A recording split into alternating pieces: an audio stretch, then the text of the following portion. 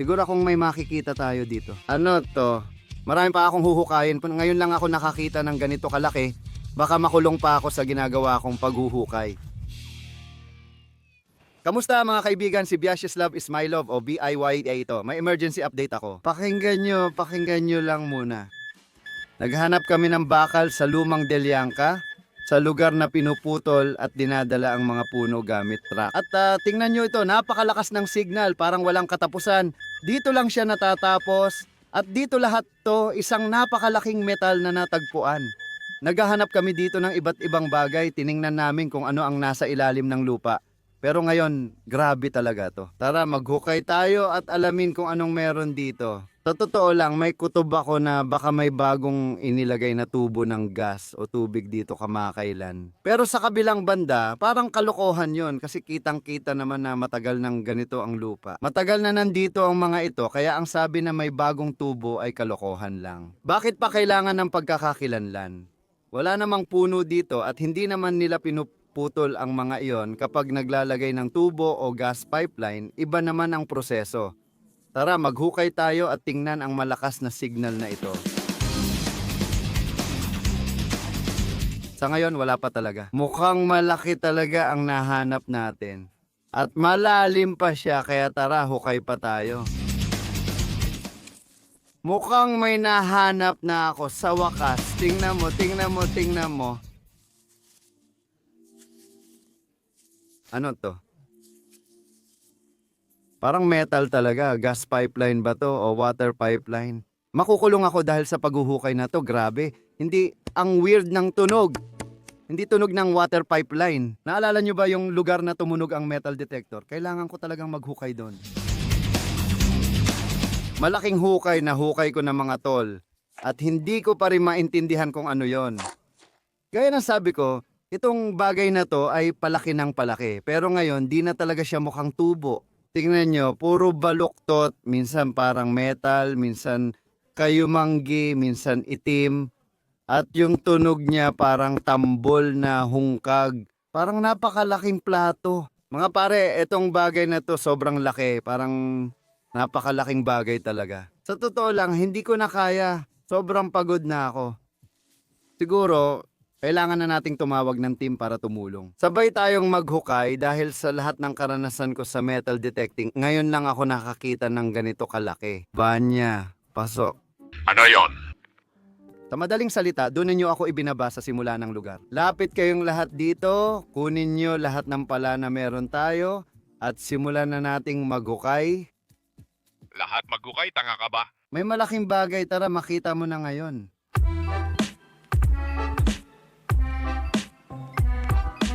O, tingnan nyo, kapag tatlo tayo, mas mabilis ang trabaho. At tingnan nyo, hindi na lang basta plato ang nakikita natin, kundi may hugis na talagang may mga kanto at may butas pa. Baka ito ay sangkong o kung ano man, parang barracks o kung ano, hindi ko alam, astig. Nakita ni Ivan ang salamin, wag basagin, nakakaintriga kung ano yan. Sabi ko dahan-dahan lang. Dahan-dahan. Astig, ayan, ako nakikita na ang hugis. Akala ko noon, baka mga plato lang yan at parang wala namang saysay. Pero ngayon, parang may kakaibang interesante. Sa totoo lang, hindi to kun mga tol. Lumalim na kami, grabe. Siguro mga 1 metro na ang nahukay namin at nagkakaroon ito ng kakaibang hugis. Tingnan nyo, ito ay salamin at malaki talaga. Akala ko maliit lang, parang butas lang ng mata. Oh, tapos dito, tingnan mo, parang may letra o numero. Hindi malinaw kung ano. Pagkatapos, bumababa na kami hindi sa tuwid na anggulo. Kasi kung si Kung ang nandoon, diretso sana ang anggulo niya. Hindi, paslant ito at dito halos nagiging 70 degree, mas maikli na. Kami ng mga tropa ngayon ay napagkasunduan na mukhang ito ay kotse at mukhang ito ang likurang bahagi nito. Parang baka truck o kung ano man, ibig sabihin ito ang bubong ng sasakyan at ito ang likurang salamin nito. Alam niyo yun sa mga pickup, pakita nyo nga po ang litrato, makikita nyo hindi buo ang salamin. May mga hiwa-hiwa, parang luma na pickup or truck. Sa tingin ko, ito ang likod ng sasakyan, kaya ang harap ay nasa unahan. Sa tingin ko, lilipat kami ng mga kasama ko sa unahan ngayon. Ibig sabihin, sisimulan naming hukayin ang bahaging ito. Pupunta kami doon para mahanap ang harapang bahagi. Sa totoo lang, kanina pa ako may kutob na makakakita kami ng kakaiba dito sa lugar na ito ngayon. Sa totoo lang, sa simula, parang hindi kami sinuswerte sa mga nahahanap namin. Pero sa totoo lang, ang dami na pala naming nahanap. Dati, dito nakakakalat ang gamit mula sa logging site. At dito rin pinaparada ang mga lumang, sira o di na gumaganang sasakyan sa kalsadang ito. Sa logging site, doon pinuputol lahat ng puno. Ang kakaiba, walang signal dito, parang napakatahimik at kakaiba. Ganun lang, halos wala. Puro maliliit na bagay lang na kahit maghukay ka ng butas, wala ring saysay, kita mo halos wala. Sobrang hina talaga ng signal. Ayan, mas interesante na ito. Tignan nyo mga pare, mukhang maganda ang signal dito, ayos din, ganun.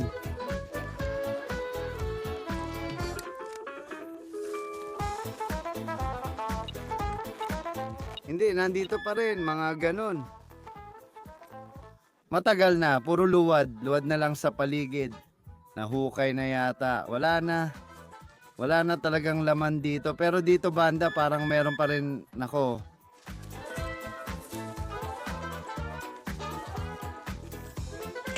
Oo.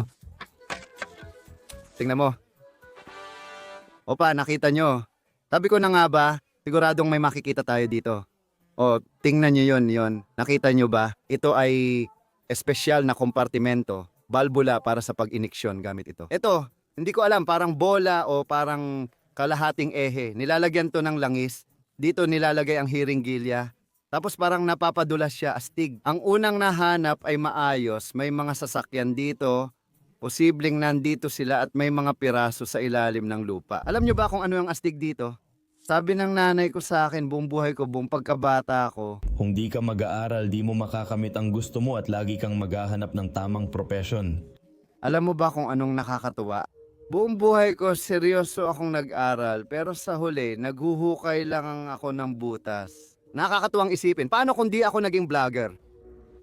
May mga nahanap kami ngayon na talagang interesante, pero ito talaga ang reyna ng lahat ng nahanap.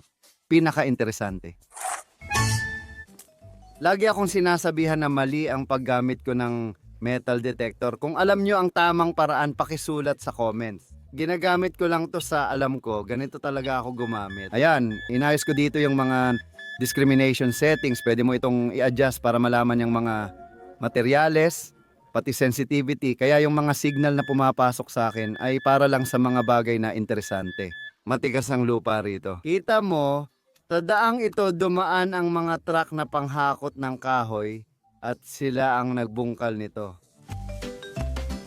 Ay, mga ugat na naman ito. Oo nga, grabe. Boom. Boom. Saan-saan ang mga ugat para sa akin? Kailangan tanggalin lahat para makuha yon.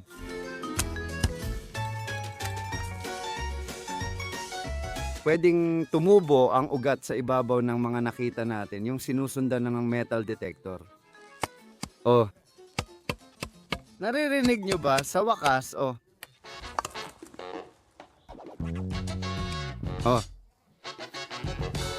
jealous yaka. Tingnan mo, hindi lang basta jealous yaka yan. Mga kaibigan, alam ko ang mga butas na yan kahit saan ito ay karburador. Ayos lang, sinusubukan pa nga nitong gumana ng kaunti baka hindi bumubukas. Sa amin na tinatawag itong camera o pasukan, please. Di ko maalala, isulat nyo na lang sa komento. Akala ko amoy gasolina pa, pero wala na talagang amoy ngayon. Ayos lang. Hindi ko pa talaga naiintindihan. Kahit hukayin pa natin ito ng buo, paano naman natin ito iaangat? Kailangan siguro nating magpabook ng espesyal na kagamitan. Kasi kung hindi, maghuhukay lang tayo dito ng matagal pero hindi rin natin ito makukuha. Mga pare, mag-usap tayo ng tapat. I-pause muna ang video at isulat kung paano nyo nalaman ng kotse. I-comment sa baba. Wala talaga akong ideya. Ngayon ko lang ito nakita. Kung sino makakahula, makakakuha ng puso ko sa comments. Malalaman natin kung sino ang tunay na eksperto at marunong, hindi nakasama ang iba. Astig talaga dito kasi sa mga lugar na dinaanan ng truck ng troso, ganito lagi ang natitirang lupa. Parang araro kung tawagin. Grabe talaga. Dito, Ural o Crush lang ang masasakyan. Di ka makakadaan sa iba. Sila naman talaga ang nag-araro nito kasi punong-puno sila ng mga kahoy. na umaabot ng 50 tonelada kaya ganito nila inararo ang buong lugar na ito. Pero dito mismo sa mga inararong lugar na ito, wala talagang mga natagpuan, puro buhanging gumagalaw lang ang meron. At may posibilidad na malubog ako dito sa latian na to. Pero kailangan pa ring maghanap kasi baka may mga astig pang matuklasan dito. Ang weird, akala ko dito pinakamaraming matatagpuan pero halos walang signal. Oh, ayan. May nakita akong isang bagay dito. Tara.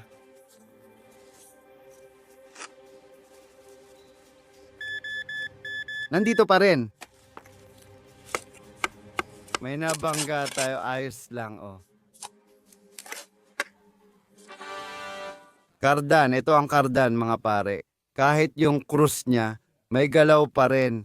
Dati gumagana, ngayon baka hindi na masyado. Ewan ko, pakinggan nyo, hindi ito galing sa Ural. Wala akong alam kung saan galing ang kardan na to, bakit nandito, at paano ito naputol o baka spare part lang talaga ito. Dala nila ang krus, nahulog ito at hindi ko alam paano napunta sa ilalim ng lupa. Pero interesting ang nahanap natin, pangatlong beses na may nahanap tayong ebidensya na sa ilalim ng lupa ay may piyesa ng sasakyan o ibang kakaibang bagay. Mga tol, tingnan nyo, tama ako. Pero mali ako na ito ay mula sa isang truck o kung ano mang ganon. Kasi ngayon, makikita na natin na ito ay mula sa isang kotse at halata na ito ay harapan, samantalang kanina ang nahanap natin ay likurang bahagi ng kotse. Grabe ito, astig to. Pero napansin ko na parang may masama nang mangyayari dito. Kailangan nating magtraktora at hukayin ito ng maayos kasi wala nang ibang paraan para mailabas. 3 lang kami dito, siguradong mahihirapan kami dahil lubog na lubog ito sa lupa. Romich, kamusta? Ilang taon ka na? Ilang buwan na rin ngayon, si Romich ay isang traktorista. Kaya sa komento, hanggang 300 lang sinusulat natin, mga pare. Interesante ang gawain, kailangan nating hukayin ang sasakyan na ito, kaya mo ba? Oh, syempre. Kailangan hindi masira, kunin mo ng maayos, dahan-dahan para maayos natin ulit ang sasakyan na to. Sige, magtrabaho na tayo.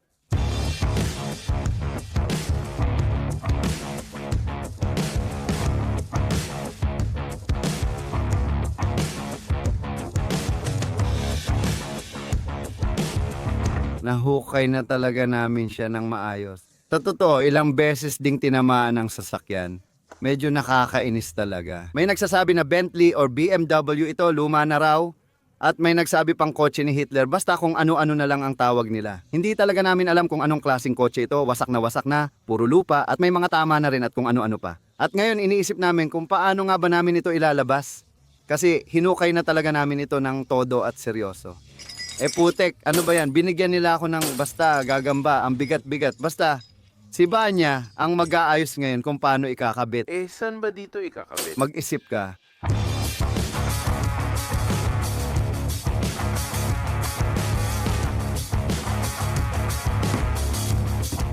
Antigo yan, anong ginagawa mo? Tanga kang pula. Nakalimutan nating suriin ang pinaka-importante. Tingnan nyo, nasira lahat dito dahil sa traktora nila. Mga professional na traktorista ang nagtrabaho dito. Halatang halata agad sa makina. Tingnan nyo, ang liit-liit, sobrang liit, hindi malinaw kung nakaipit o hindi. Pero siguro dapat nakaipit dahil matagal lang siyang nakabaon sa lupa. Pero ang mahalaga, nandito siya, maliit siya at nakakatuwa. May hinala na ito ay isang napakatandang Opel Kadett. Ganito ang itsura niya. Lalo na dito, nakita pa nga namin ang nakasulat na Opel sa makina. Ayos.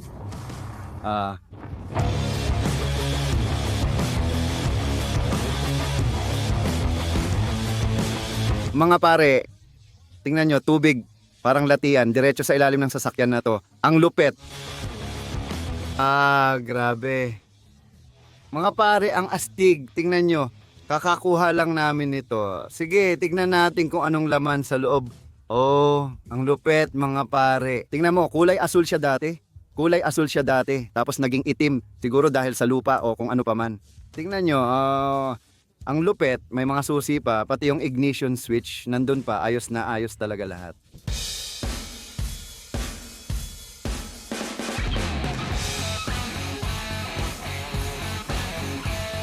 Oh, sige, tingnan natin kung anong nasa loob. Astig. Ay grabe, ang daming lupa dito, hindi ka makakaupo.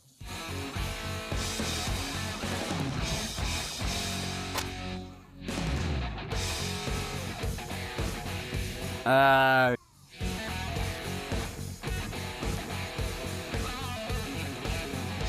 ang astig. O, pakinggan nyo, ang ganda ng makinang to. Ang dami nating oras sa paglabas nito. Kaya dalhin na lang natin sa base, itago bilang tropeyo at linisin. Tingnan natin to, kung paano talaga itsura niya. Ang ganda ng kotse na to, pakinggan niyo. At ayun, nandito pa yung susi ng ignition. O mas tama, yung cylinder ng ignition. Sa pagkakaintindi ko, dapat nandito yon. Pero hindi naman mahalaga. Gusto ko na lang paandarin. Nakita ko yung carburetor at umiikot ang bomba pero hindi ko pa pinapaandar ang makina. Sige, linisin muna natin siya ngayon, isakay at dalhin sa base tapos doon natin siya paandarin.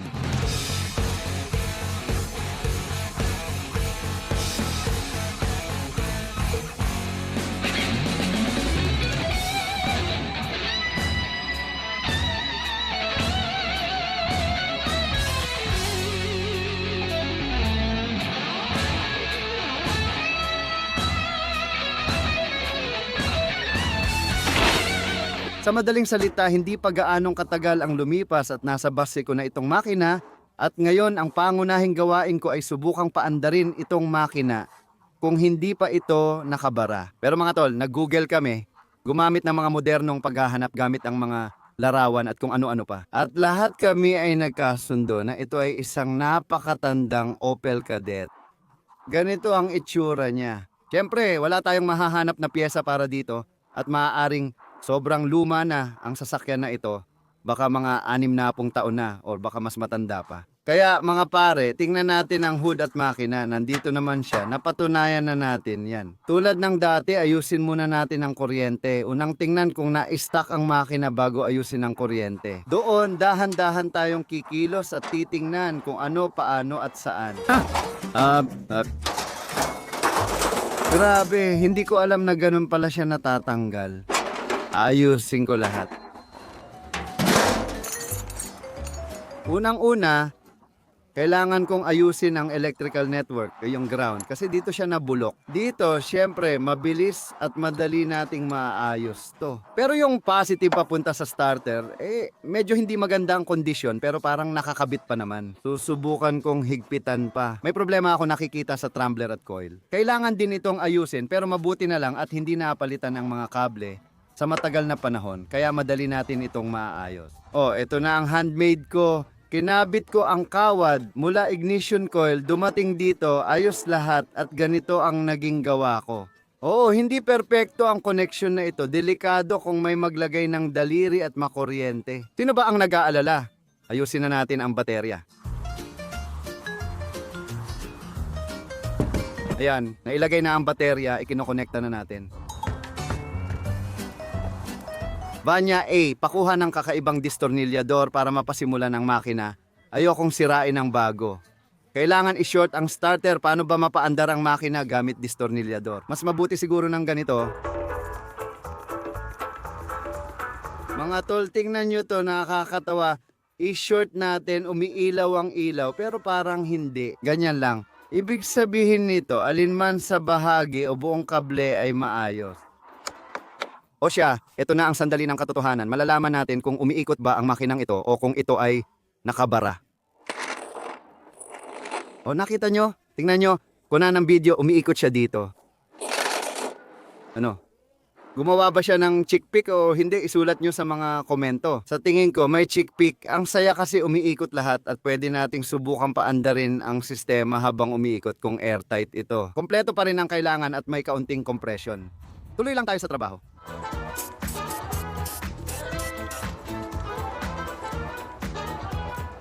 Mga tol, tingnan nyo lang itong bagay na to. Tingnan niyo, ito ay lumang klase ng fuel filter. Gawa siya sa salamin. Ang astig talaga nito. Sa madaling salita, nilagyan namin ito ng gasolina. At ewan ko, hindi ko maintindihan kung gumagana ba o hindi. Heto, may butas dito. O hindi ko alam, baka yung mismong fuel system parang gumagana naman yung pump. Pero itong filter na to, yung salamin, kailangan talagang i-maintain. Sige na nga, Ivan. Ivan, kailangan ko ang tulong mo. Ikaw ang fuel system ko. Umiikot lang siya, di ko alam kung aandar. Iko-connecta ko na lang kasi di maayos ang starter relay dito. Inayos ko na ang wiring At kapag nakakabit ang pulang wire sa susi ng sasakyan. Ito ba ang eskema ni Isminil? Oo, lahat ay natural ayon sa mga eskema ko. Ikaw ang magwisik. Mabilis ang simula. Nandun ako. Kung gumagana lahat, may plano ako kung paano tayo aalis. Basta kunin mo ang mabilis na simula at subukan natin. Handa na ba kayo? Oo. Oo. Gumagana. Hawakan mo Ivan, hawakan mo. Ayos lang, parang hindi pa kumakalampag, hindi pa maingay. Grabe. Wala lang talagang paglamig. Oo nga, walang paglamig, makakapal, may problema yata sa fuel system pero gumagana naman mga tol. Ang lupit, gumagana talaga. Ngayon, gaya ng ipinangako ko sa mga subscriber, kailangan nating paandarin at umalis. At dito tayo sasakay. Siyempre, ako ang magmamaneho at ikaw ay uupo dito at ikaw ang magiging fuel system ko. Naiintindihan mo ba? Ano ang maiisip mo? Ayos lang. Ang galing na. Sige, simulan na natin. Tara na, tumayo ka na. Umupo ka na. Tatakbo ako sa tabi mo. Umupo ka, magpapabilisan tayo. Paano ako aakyat? Kahit paano, tara na.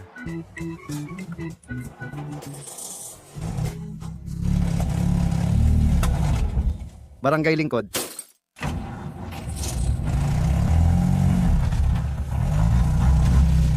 Oh, ayos. Go, go, go!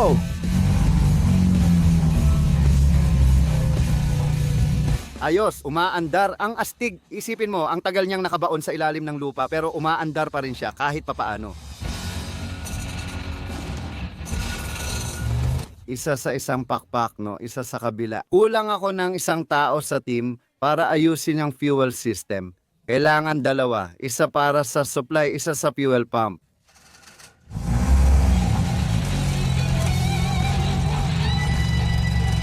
Oh, ibang usapan na yan.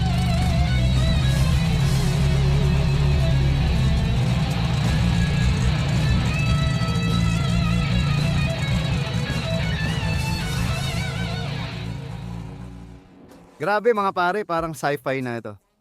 Nahanap nyo yung lumang Opel sa ilalim ng lupa, mga 67 o 70 taon na.